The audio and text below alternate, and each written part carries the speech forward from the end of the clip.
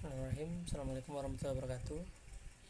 Singkat saja, saat ini kita akan tunjukkan bagaimana cara menggunakan modul pemotong pajak pada saat uang masuk. Kalau sebelumnya kita udah punya pemotongan pajak saat tagihan gitu ya, kemudian dibayar, kemudian ada listing untuk ditagih. Sekarang ini kita membuat untuk yang pajak pemotongnya diakui pada saat pembayaran atau uang masuk. Ini contohnya, kita ambil contoh aja dari transaksi yang udah ada dari PT Pocen. Dari PT Pocen, karena transaksi PPh 23 nya kita belum set up atau PPh yang lainnya kita belum set up, jadi kita menggunakan transaksi yang udah ada yang menggunakan VAT 10%. Jadi kalau ada invoice dengan VAT 10%, maka nanti akan dihitung PPh-nya atau dihitung pemotongannya dengan cara withholding tax-nya dicentang. Kalau kasusnya mungkin berbeda gitu ya, tidak semua yang kena PPN kena PPh, maka ini kita harus apply tax rate yang berbeda untuk masing-masing produk. Nanti setupnya kita bantu. Oke, jadi ini withholding tax. Kemudian ini kalau dipotong di invoice itu rate-nya yang di sini, tapi kalau untuk yang dipotong di pembayaran itu rate-nya ada di sini. Kemudian apabila pemotongnya itu tidak dibayarkan, maka tax due-nya diisi ke arah piutang gitu ya. Kalau dia membayarkan secara cash atau langsung bersamaan menyetorkan dokumen, maka akunnya diisi ke tax paid. Saya nggak tahu nih akunnya kemana untuk yang sudah dibayar, jadi kita setup seperti ini. Kalau terhutang ya piutang, kalau tax paid ya uang muka gitu ya.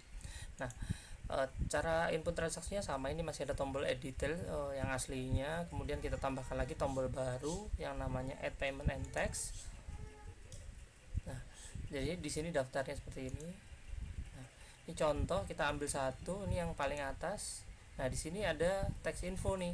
Ini misal kita bayarkan kita anggap dia melunasi semua 922.2222. Nah, tax infonya kita isi bahwa dia terhutang, dia tidak menyetorkan. Nah, setelah kita isi, di sini akan otomatis masuk nih, yaitu sebesar 10% dari nilai DPP. Nah, kita coba lagi. Ini 644 402. Ya, ini kita anggapnya dia bayar yang ini. Nah, dia akan memasukkan ke uang muka. Nah, ini setelah diisi begini ya, kita pindahkan. Ini nggak boleh diedit, nggak boleh diganti lagi. Nah, ini salah satu yang ada bug gitu ya.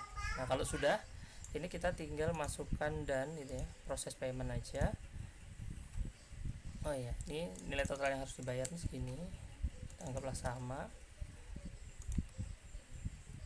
Dan nah, oke. Nah, di sini akan terbentuk nih piutangnya berapa, utangnya berapa, untuk membayar tax yang mana. Nah, kemudian ini diposting biasa, judulnya sesuai yang di setup, piutang dan uang muka gitu ya.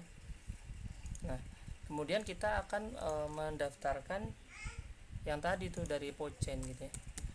Ketika dia menyetorkan bukti potong atau dia membayarkan sisanya,